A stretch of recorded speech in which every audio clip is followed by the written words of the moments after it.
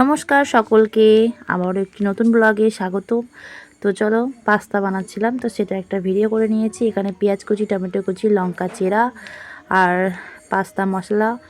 প্রথমেই জলে পাস্তাগুলোকে দিয়ে সামান্য পরিমাণে সাদা তেল দিয়ে সিদ্ধ করে নিলাম হালকা, মানে খুব বেশি সিদ্ধ করলে কিন্তু গলে যাবে। তারপরে তেল দিয়ে এখানে আমি দুটো ডিম নিয়েছিলাম। প্রথমে একটা ডিম এইভাবে গুঁড়ি করে ভেজে নিয়েছি, তারপরে একটা ডিম দেখো এরকম লম্বা লম্বা করে পিস করে নিয়েছিলাম, ওটা লাস্টে ডেকোরেশনের জন্য। কুচি করে কেটে রাখা পেঁয়াজগুলোকে তেলের মধ্যে দিয়ে হালকা করে নেড়ে চেড়ে তারপরে টমেটো কুচিগুলোকে দিয়ে ভালো করে নেড়ে চেড়ে একটু যখন গলে গলে এসে তখন কিন্তু লঙ্কা চেরাগুলোকে দিয়ে দিয়েছিলাম। তারপরে আবারও নেড়ে নিলাম খুব ভালো করে। এবার মশলা দিয়েছি লঙ্কা গুঁড়ো, জিরে গুঁড়ো, যেহেতু ধনেপাতা ছিল না তাই ব্যবহার করিনি, লবণ এবং হলুদ গুঁড়ো। তো সবগুলোকে ভালো করে মিক্স করে নিয়েছি। রঙটা দেখো কত সুন্দর এসছে। আর তারপরে পাস্তাগুলোকে দিয়ে নিলাম। এবার ভালো করে নাড়াচাড়া করে সব মশলার সঙ্গে পাস্তাগুলোকে একবারে মানে যাতে মিশে যায় সেই কারণে। আর এখানে পাস্তা মশলা ব্যবহার করেছি আমি, পরিমাণ মতো দিয়েছিলাম।